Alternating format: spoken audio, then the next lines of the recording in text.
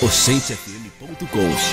O rádio é notícia, com Arquimedes de Castro.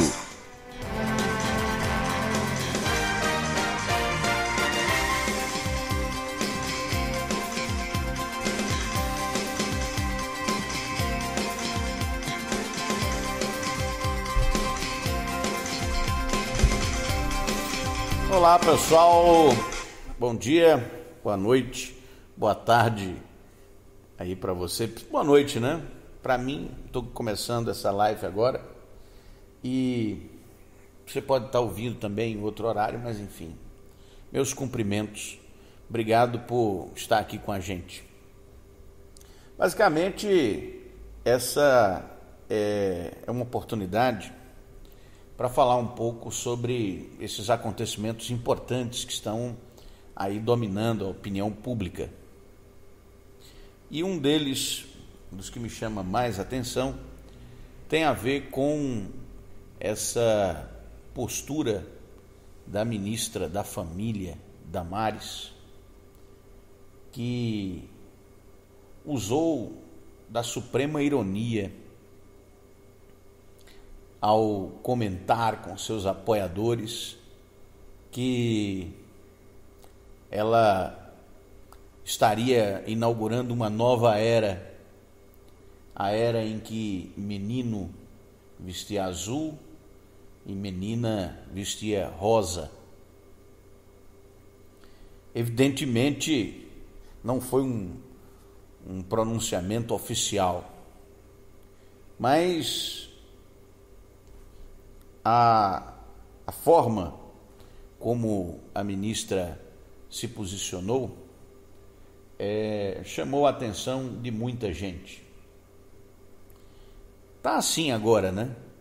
Tudo que você fala, de alguma maneira, termina sendo interpretado por alguém, até quando você não fala oficialmente. A ministra é novata num cargo muito importante.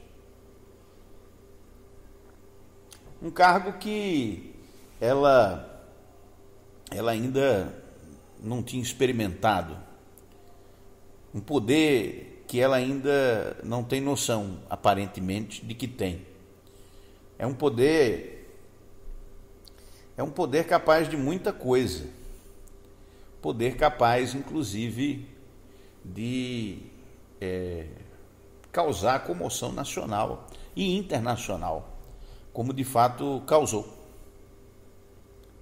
Muita gente se espanta com isso, diz que é besteira, outros consideram um ponto bom de extrema discussão. E aqui eu gostaria de inicialmente concordar com a ministra Damares. Eu concordo com ela, mas é um pensamento estético meu. Eu acho que menino fica melhor de azul e menina fica melhor de rosa. Quando é bebezinho, criança, sabe?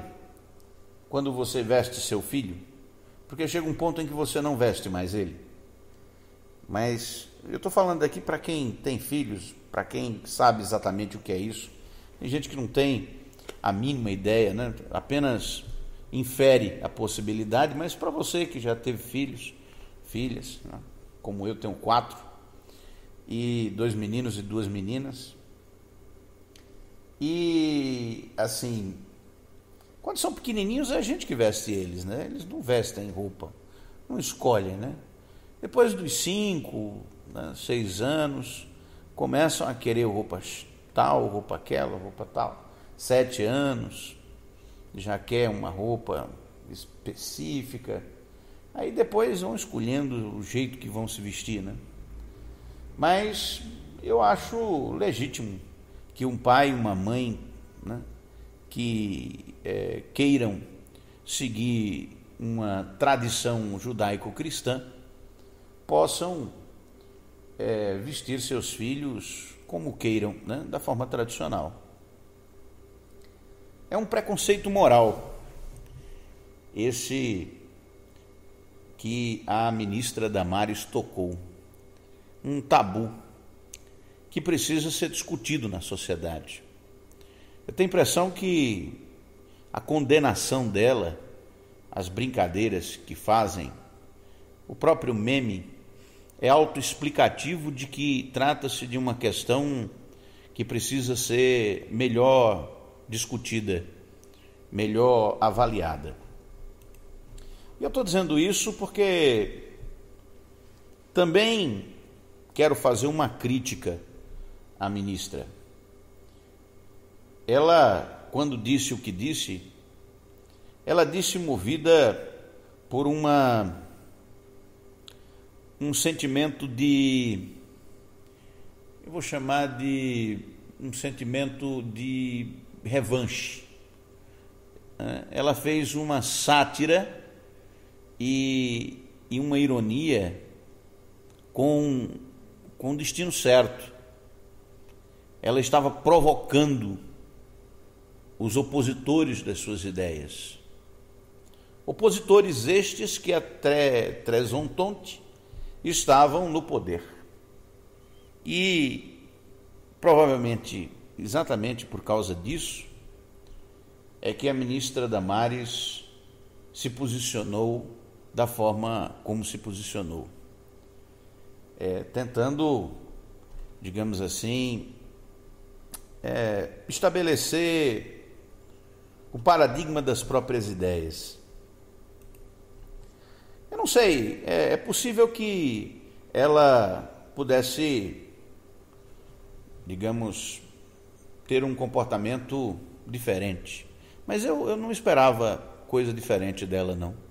O perfil dela, né, evangélica, é uma mulher que lembra muito uma professora minha de infância, que era bastante rígida, Dona Aurinha, e ela era adepta de castigos físicos com as crianças. Era dessa época que isso era permitido. E ela me lembra muito Dona Aurinha, porque Dona Aurinha era uma pessoa rígida, metódica, uma cristã, terrivelmente cristã, como se diz a própria Damares. Mas quando eu falo em preconceito moral, é porque esse tipo de discussão me interessa. Eu, quando ouvi a ministra, fui reler um filósofo alemão chamado Friedrich Wilhelm Nietzsche. Ele, numa obra chamada Aurora, trata dos preconceitos morais.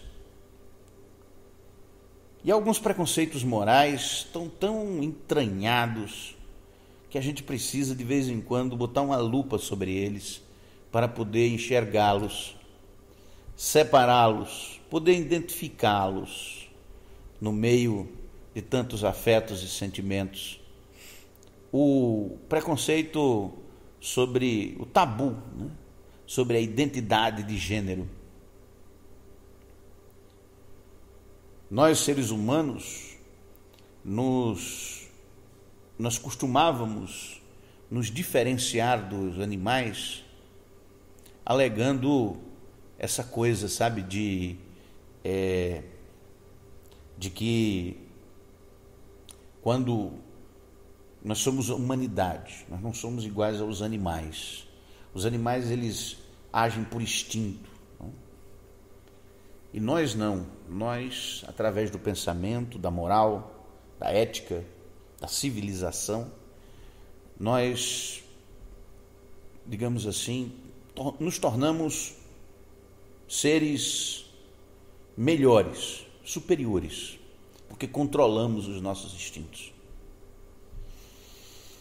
E eu fico pensando, nós somos os únicos animais que têm consciência de si mesmos. A ciência mostra que outros animais têm lampejos de autoconsciência, mas nós, seres humanos, temos consciência de nós mesmos. E ao contrário dos demais animais, nós não seguimos nossos instintos. Nós digamos, relaboramos nossos instintos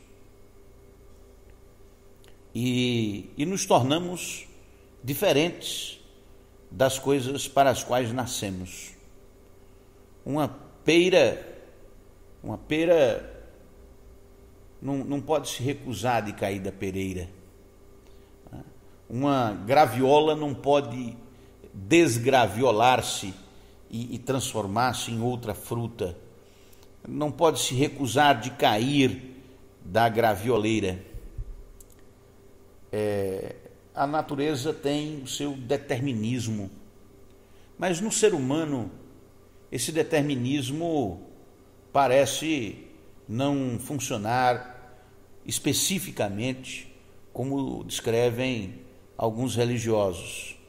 É o que mostra a ciência, é o que mostra também a filosofia. Nós nos tornamos, nós não somos. Nos tornamos o que somos, porque somos lógica e sociologicamente posteriores à sociedade em que vivemos. O ser humano, o indivíduo, ele não existia até pouco tempo. O ser humano é uma invenção do século XX, que agora no século XXI parece que sempre existiu, mas o indivíduo não existia. O indivíduo só existia dentro do contexto da sociedade, da civilização aonde nasceu. E nascidos dentro de um contexto, nós podemos ser moldados aí para sermos uma coisa ou outra.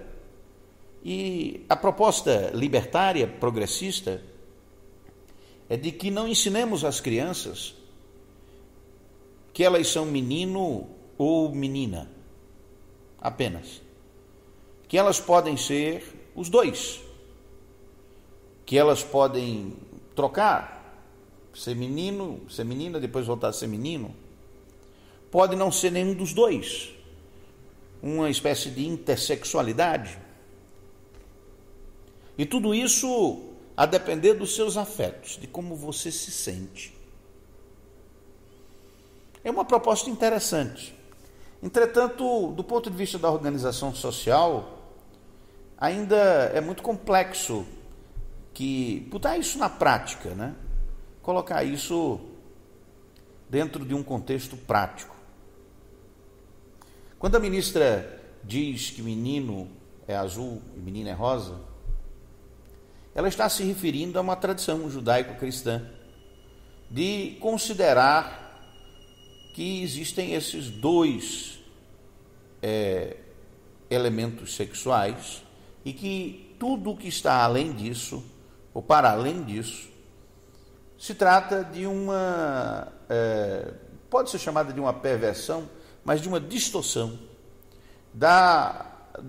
daquilo que é cósmico, daquilo que é divino, daquilo que o Criador, né, teria elaborado como a vida correta, a vida que vale a pena ser vivida, a vida que devemos todos viver. E a ministra está misturando as suas atribuições institucionais com as suas crenças religiosas, como é de se esperar de uma pessoa que é muito radical e fervorosa, como ela se diz ser.